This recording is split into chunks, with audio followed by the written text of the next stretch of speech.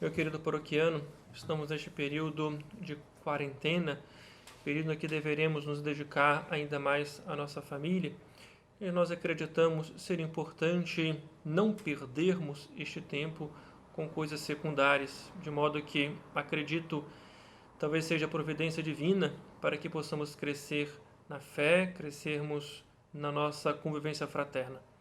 De modo que, conversando com os padres de nossa paróquia, pensamos em elaborar algumas formações para este período.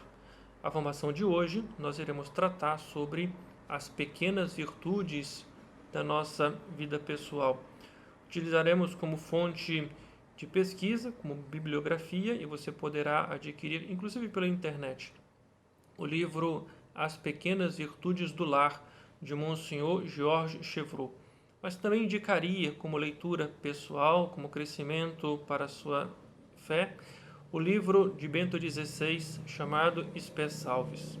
Mas vamos lá, trabalharemos as pequenas virtudes do livro do Monsenhor Georges Chevreul.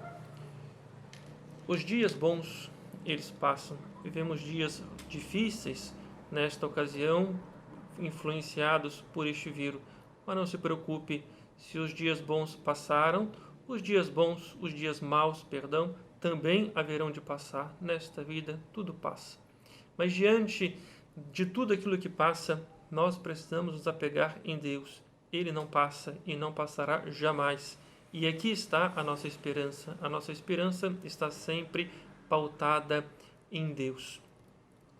O fruto da esperança é o próprio Deus.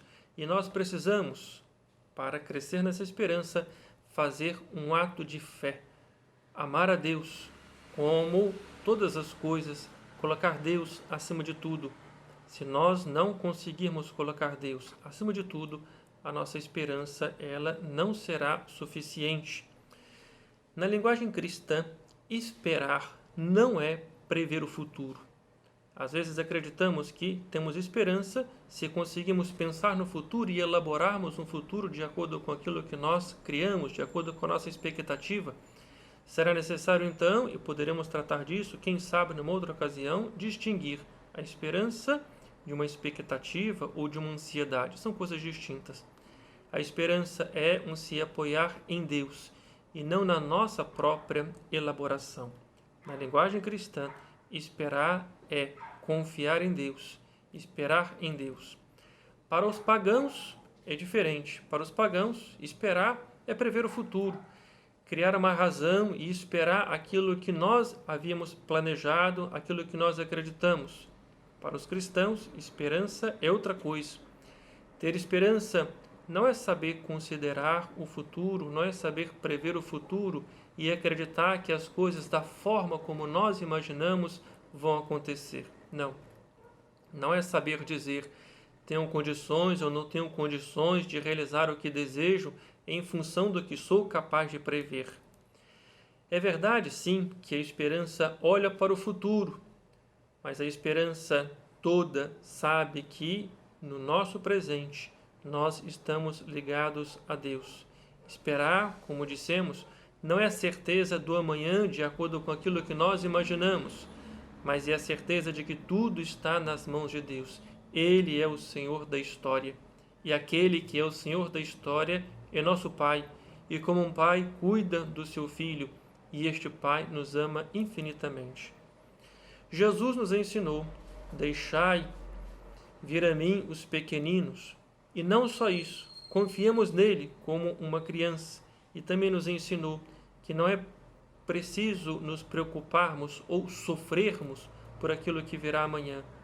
O dia de amanhã caberá a sua preocupação no dia de amanhã. Pega a sua Bíblia depois e leia o Evangelho de São Mateus, no capítulo 6. Deus não nos teria chamado à vida se Ele não tivesse nos dado os meios para sobrevivermos a tudo.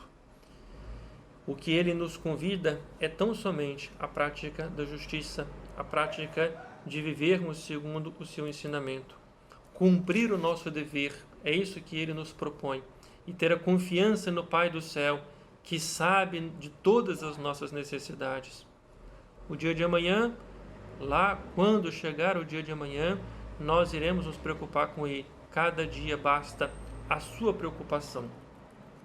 Os pagãos se entristecem quando seus planos se frustram, mas os cristãos, diferentemente, fazem planos sim, mas para além dos seus planos, sabe que tudo está nas mãos do Senhor e é Ele que vai determinar e Ele que vai decidir tudo, porque tudo está nas mãos de um Deus que é Pai. Nossa esperança se baseia na certeza de que Ele nos ama e nele, em Deus, nós esperamos. O que nos leva a querer saber o futuro a todo custo é o medo, e o medo nos traz insegurança. Se pensarmos no futuro segundo os nossos próprios critérios, teremos insegurança, e a insegurança vai nos gerar uma ansiedade, uma expectativa que poderá inclusive nos adoecer.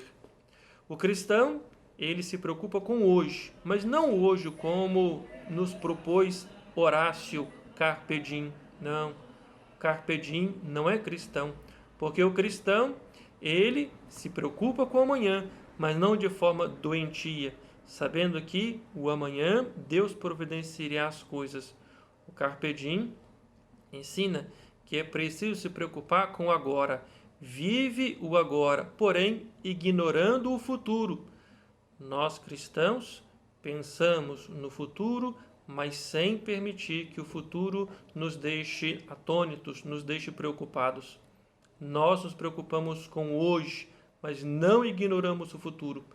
Vivemos um hoje que se projeta no futuro. O Carpe Diem é inconsequente. Ao contrário, o cristão sabe que nossas atitudes possuem consequência. Somos prudentes e medimos as consequências dos nossos atos, mas não sofremos antecipadamente pela consequência deles. Cumprimos o nosso dever de hoje e saberemos cumprir os deveres e os nossos compromissos de amanhã.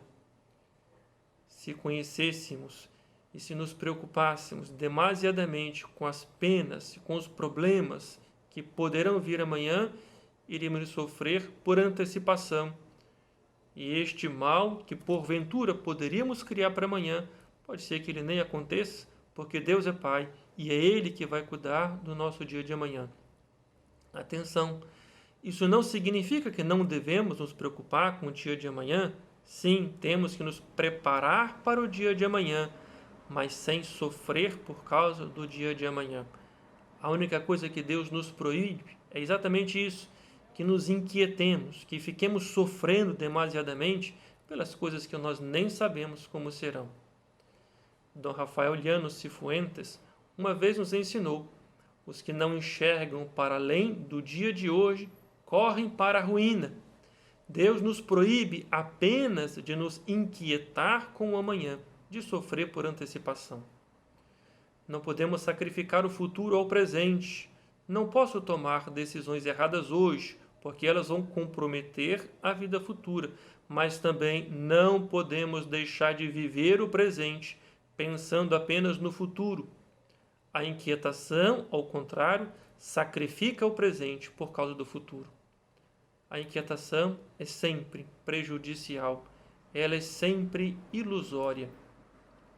Quando nos prevenimos de todos os males possíveis, ou não acontece nada, ou acontece outra coisa que não previmos. E se acontece aquilo que prevíamos, olha, é providência do Senhor, foi Ele que nos deu a sabedoria para decidirmos as coisas acertadas. Alguns passam a vida inteira se preocupando apenas com o futuro. Juntam tudo o que podem e não conseguem usufruir de quase nada por causa das debilidades que porventura poderá vir na velhice. Outros se preocupam tanto com a saúde que perdem o prazer da vida que está passando sem desfrutar da saúde que possui hoje. Shakespeare uma vez disse para estas pessoas covardes: morrem muitas vezes antes de morrer. A inquietação é desmotivadora, ela nos puxa para baixo. A inquietação, ela, como o próprio nome nos diz, ela nos agita e não resolve nada. Mas ao contrário, a esperança espaventa o desespero, porque aquele que é esperançoso sabe que tudo, todas as coisas está nas mãos de Deus. Pense nisso. A esperança, ela salvará o mundo.